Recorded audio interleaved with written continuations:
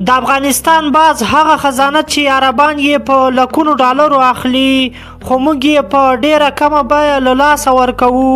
د افغانستان په غرونو کې داسې مرغان زیږي چې بیه یې لکونو ډالرو ته رسیږي. هغه باز چې د عرب شیخان یې په یوه مرغه له 50,000 نه تر 200,000 ډالرو پورې پیسې پرې ورکوي، خو زموږ له غرونو دا مرغان اکثره د شپې د لوږې مجبورۍ او ناپوهۍ له لارې غلا کیږي.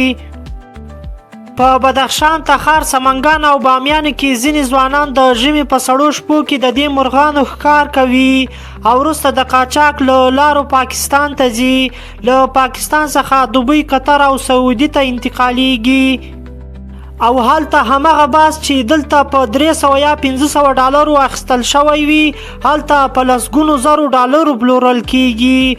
خو سوال دا پیدا کیږي عربان ولې باز ته دومره ارزښت ورکوي چې په لکونو ډالرو یې اخلي؟ ځکه هلته باز د شرافت، ځواک او شاهي نښه ده. شیخان پرې ښکار کوي، سیالي جوړوي او ځانګړي روغتونونه لري یوازې د باز د روغتیا لپاره. خو له دې هر څه سره سره اصلي تاوان یې زموږ دی. د افغانستان طبیعي شتمنۍ ختمیږي، نسلونه یې له منځه ځي.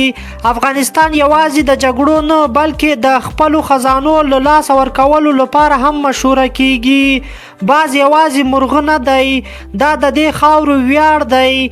دا زموږ ایکو سیستم ساتي، دا زموږ د غرونو پاچا دی، خو موږ یې قاچاقوو. که دا کار همداسې روان وي راتلونکي 10 کلونو کې به شاید اصلي افغاني باز یوازې په انځورونو کې ووینو. خو د دې ټولو مشکلاتو لپاره د حل لاره هم شته.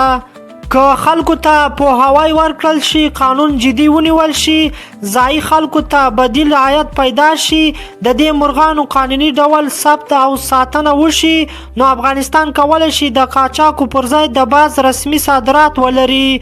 هغه وخت په پیسې هم راشي، عزت او طبیعت به هم وژغورل شي. که د افغانستان د پټو رازونو او تاریخ څخه ځان خبرول غواړئ نو ما د سره فالو کړئ او زموږ سفر څخه ځان مه بیلوئ.